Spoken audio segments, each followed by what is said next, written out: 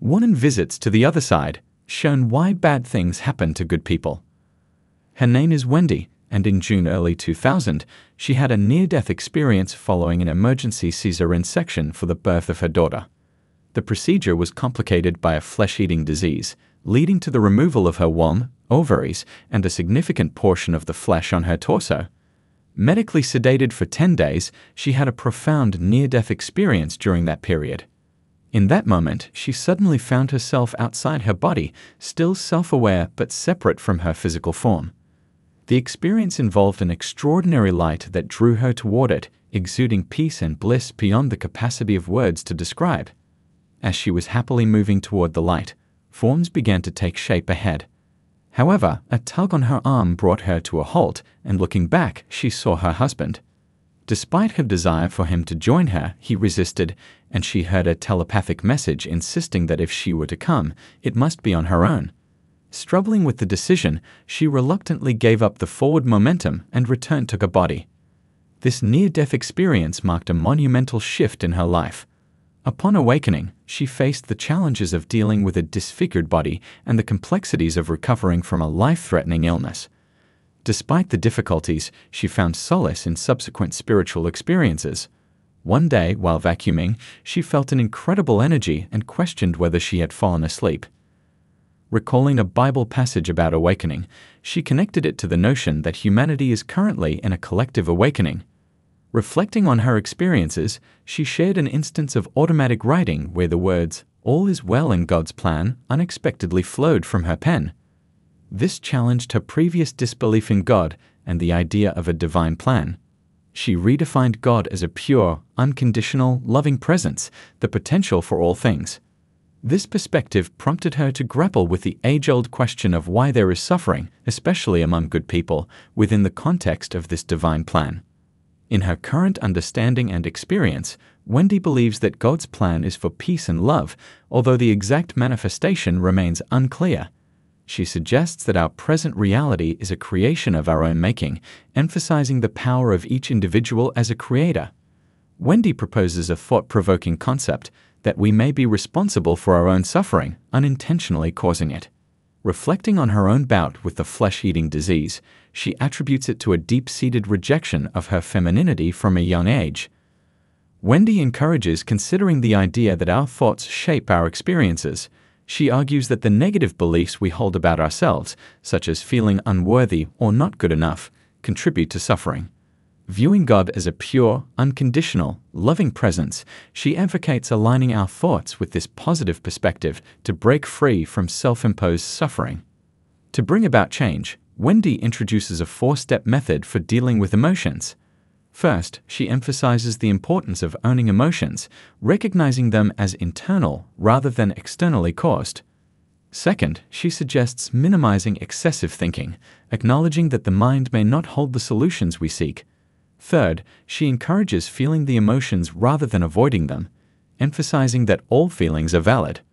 Lastly, Wendy recommends observing emotions with detachment and breathing, creating distance to gain a new perspective.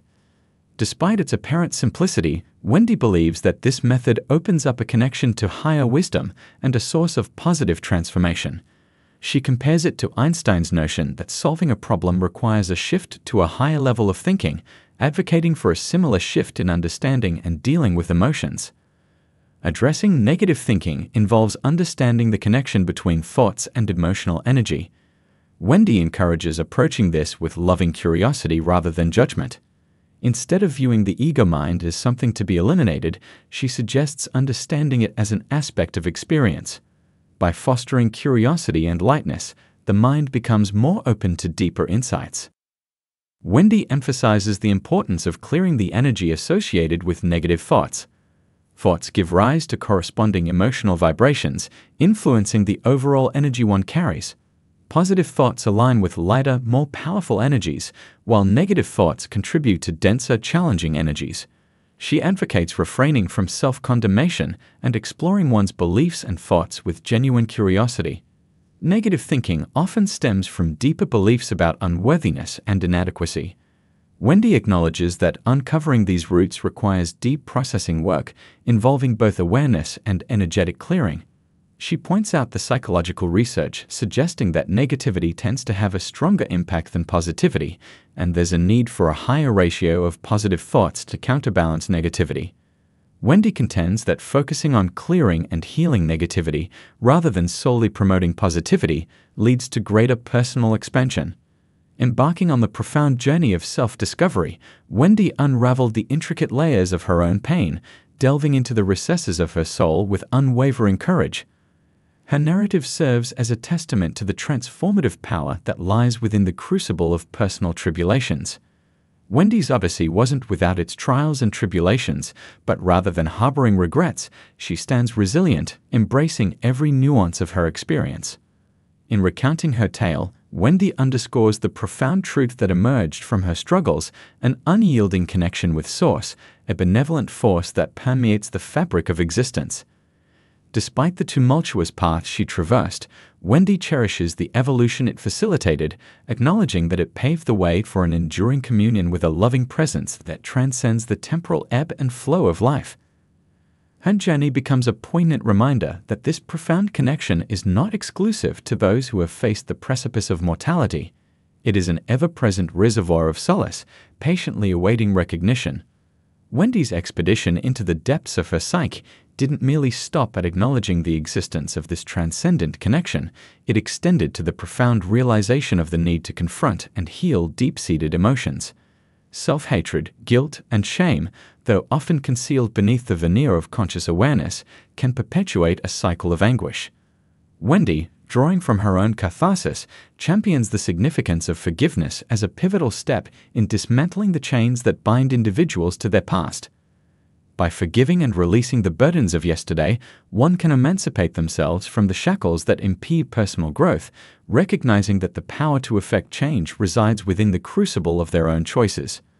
As we reflect on Wendy's narrative, let us not only appreciate the depth of her insights, but also recognize the universal resonance of her journey.